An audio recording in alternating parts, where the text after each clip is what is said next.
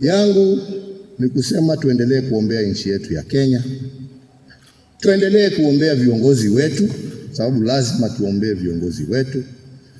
Lakini pia tuendelee kuomba ya kwamba viongozi wetu watafungua masikio na roho zao na wasikie kilio cha wananchi ambao wanaongoza.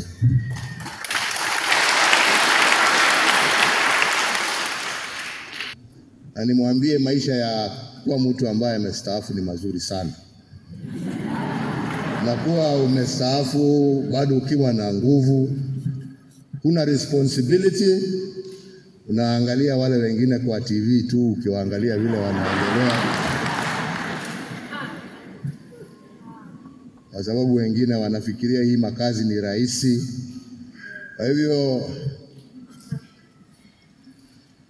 incoming Bishop Jackson, Bishop now, soma kwa karibu hiyo miezi ambaye mtakuwa pamoja na Bishop Mugambi, kwa sababu hii si kazi rahisi.